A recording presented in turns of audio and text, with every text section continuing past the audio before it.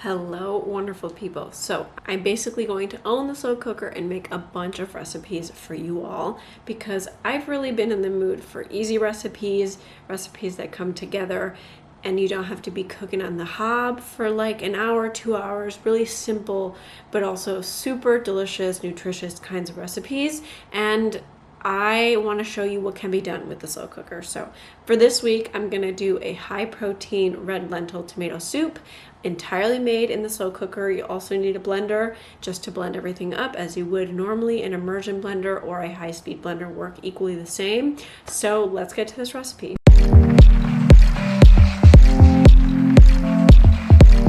So our ingredients are pretty basic. You're going to start with half a cup of red onion and 6 garlic cloves. You do not have to chop these that finely because we're going to emulsify and basically make it into a liquid in the blender or using a handheld blender. So half a cup of whatever onion. I chose a red onion, but you can use white onion, and 6 garlic cloves, roughly chopped, whatever makes your life easy. You can chop them even more loosely than this. We have a cup and a half of red lentils uncooked because they will cook in the slow cooker, and we will then emulsify them and they'll be really creamy. They won't stay intact. We're using red lentils as they blend really well.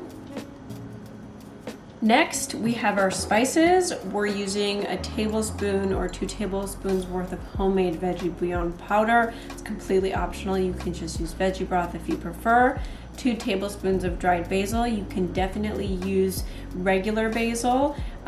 Fresh basil would actually be really lovely. I didn't have any on hand, but if you're using fresh basil, you want to wait until the very end when you blend everything in your blender. You don't want to cook it in the stew. I guess you can, but that flavor of fresh basil would be most potent if you blend it at the end of your soup. And a tablespoon of dried parsley. I recommend using dried parsley, not fresh parsley. It just kind of works a little bit better, and this will all go into the soup when we prepare in the slow cooker. We have 2 cans of whole tomatoes. You can use any kinds of tomatoes that you want. 2 28-ounce cans of whole tomatoes. You can use whatever brand. I went with the cheap brand. If you want San Marzano tomatoes, the really polished and upper scale tomatoes, you know, they would probably taste better, but these work just fine. You can definitely use Roma tomatoes if you want.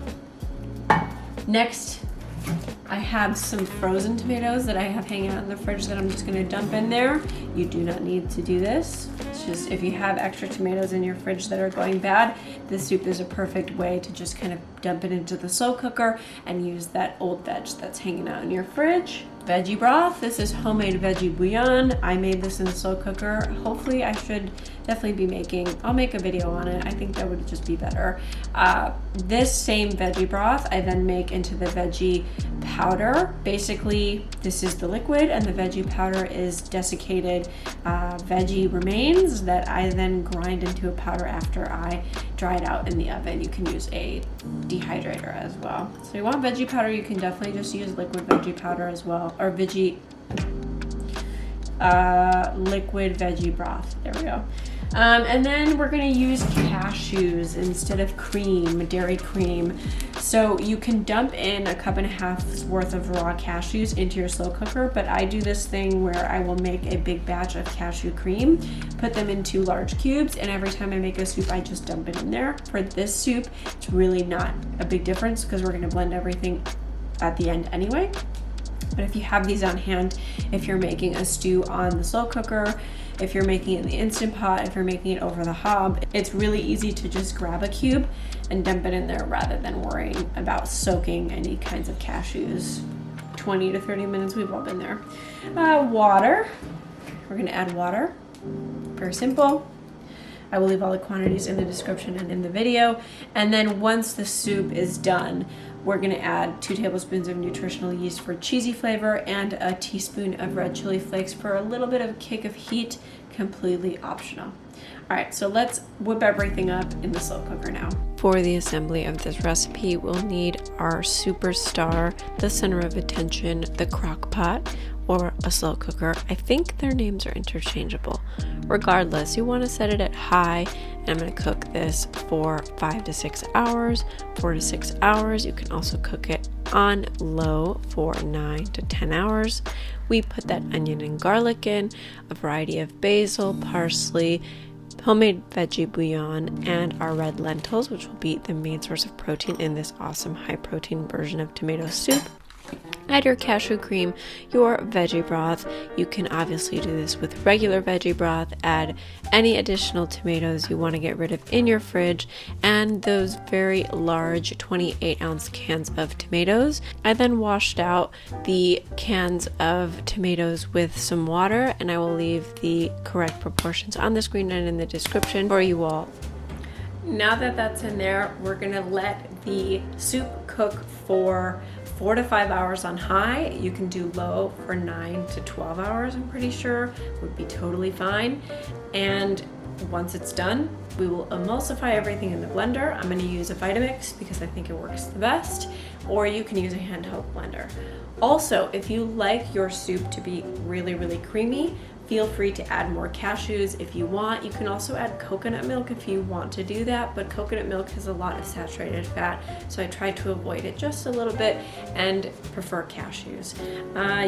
So we'll do that in just a few hours. Check in periodically with your tomato soup to make sure that things are just moving around. You don't have to stir, but it is nice to kind of check in with the soup, make sure that everything is getting cooked if you're around the house. If not, cook it on low, 9 to 10 hours. You'll be good once you're ready to blend. Once your soup has cooked for the duration of time that you allotted for, I like to give it a quick mix and we'll head to the blending stage. You can choose to blend in a variety of ways. You can hand blend with a hand blend mixer.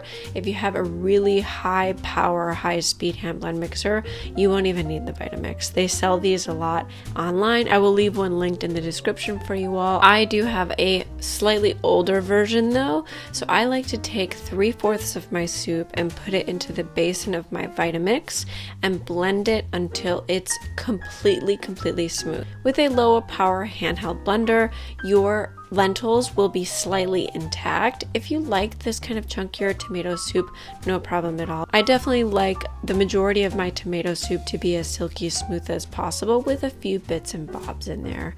I added my nutritional yeast and red pepper flakes at the very end, and at this point I highly recommend you do a lot of taste testing to make sure your tomato soup is to your taste. Because the soup will be super duper hot, just be mindful that the flavors will set in once it's cooled. I added additional salt, also some maple syrup for balance and sweetness. You can choose to blend in raisins or dates if you're trying to avoid maple syrup or any sort of other processed sugar. And when you're ready to serve, enjoy, featuring the sourdough grilled cheese from last week. If you guys like this content, be sure to subscribe to the channel for recipes every single Friday and daily shorts. I really hope you enjoy it. Let me know what you think in the comments, and see you next time.